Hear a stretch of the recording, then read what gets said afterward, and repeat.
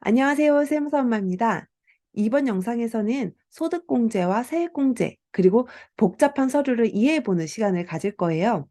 우리 연말정산할 때 헷갈리는 것 중에 하나가 이게 도대체 무슨 공제지? 라는 거죠. 그리고 우리가 이 구조에 대해서 공부를 하다 보면 아니, 내가 왜 이런 구조까지 알아야 돼? 이렇게 생각하실 수도 있는데요. 이걸 알아야 뒤에서 공제, 그리고 각종 기준을 정확하게 알 수가 있거든요. 근데 공부를 하려고 하면 이렇게 머리가 너무 아프죠. 그래서 저랑 천천히 하나씩 들여다보겠습니다. 자, 우리 공부를 하려고 의욕에 찬 상태로 책을 펼쳤는데 이런 그림이 나오는 거예요. 그러면 와, 이게 뭐지? 싶죠. 그래서 이렇게 머리가 아프잖아요. 저랑 중요한 것만 꼭꼭 집어서 보고 나면 이렇게 복잡한 원천징수 영수증을 알아볼 수 있습니다. 자, 아까 그 그림을 크게 잘라놓은 건데요. 여기서 가장 중요한 건 세 가지예요. 우선 총급여, 그리고 종합소득 과세표준, 그리고 결정세. 이렇게 세 가지거든요. 근데 이 말 자체도 너무 어렵죠? 그래서 이 말을 쉽게 한번 풀어보겠습니다. 자, 총급여는요, 말 그대로 총급여. 그러니까 흔히 연봉이라고 말하는 돈이에요.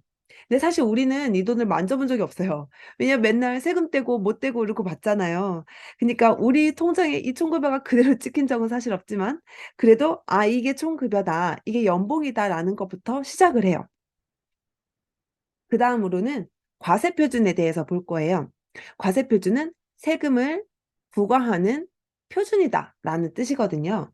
그러니까 우리가 세금 10%다. 그러면은 총급여, 내 연봉의 10%를 곱하는 게 아니라 뭔가를 다 계산하고 과세표준이란 금액을 구해서 거기에 10% 매겨서 세금을 구하게 되는 거예요.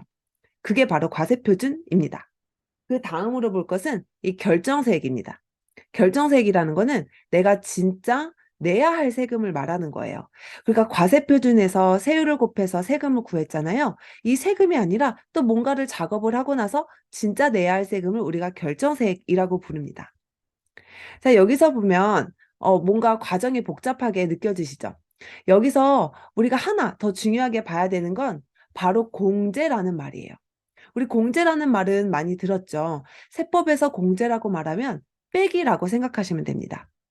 자, 우리 연봉에서 과세표준까지 아직 뭔가 계산을 하지 않았죠. 이 계산하는 과정에 나타나는 것이 바로 소득 공제입니다. 소득에서 뺀다는 뜻이거든요.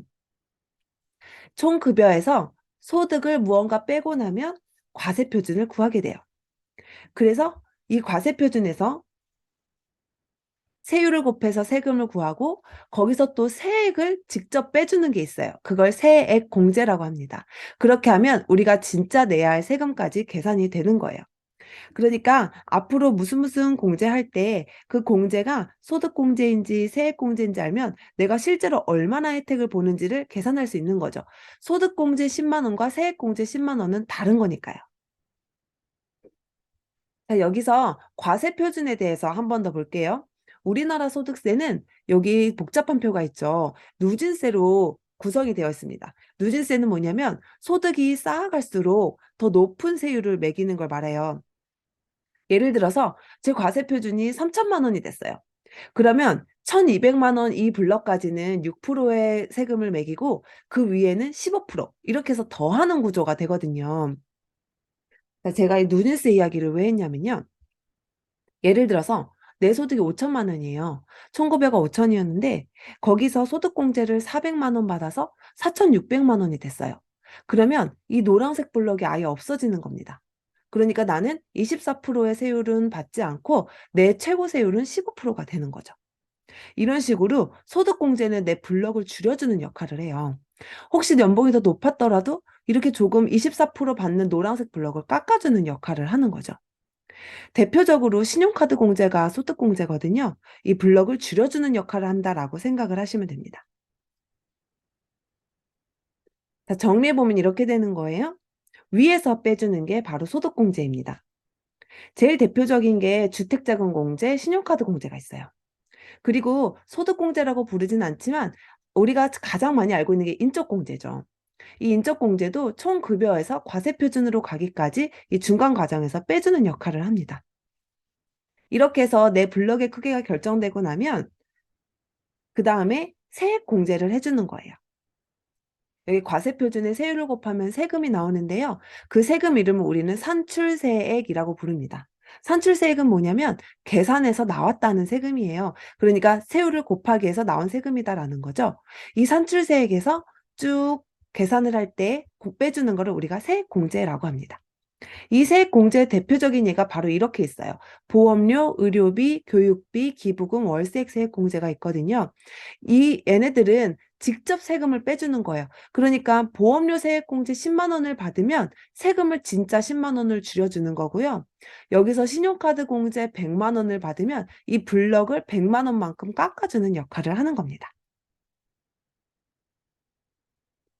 자, 이제 이 복잡한 표가 보이시나요? 이 표는 사실 이렇게 구성되어 있던 거예요. 여러분 이렇게 생긴 서류 보셨죠? 이게 바로 원천징수 영수증이라는 거거든요.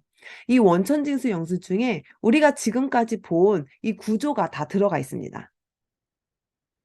이 오른쪽에 있는 서류가 아까 그 원천징수 영수증에서 두 번째 장을 가져온 거예요. 이 복잡한 표는 사실 이렇게 구성이 되어 있던 거죠. 여기 맨 위에 총급여라고 써 있거든요.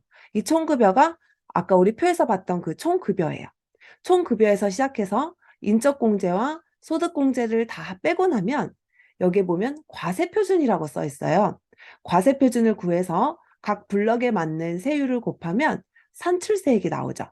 그 산출세액에서 맨 아래 보시면 결정세액이라고 보입니다.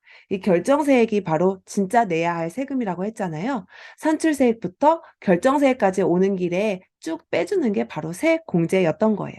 이 복잡한 표는 그러니까 내가 뭘 공제를 받았는지를 써 있는 표입니다. 그래서 우리가 이 서류를 볼 줄 알면 내가 뭐 어디서 무엇을 빠뜨렸는지 혹은 뭘 챙겨야 하는지를 볼 수 있는 거죠. 이렇게 공부를 하면 이제 연말정산을 점점 더 자세히 그리고 정확하게 알 수 있으실 겁니다. 자, 이제 이렇게 복잡하게만 보였던 서류가 얼룩말처럼 보이실까요? 다음번에도 도움이 되는 내용으로 찾아오겠습니다. 감사합니다. 세무사 엄마였습니다.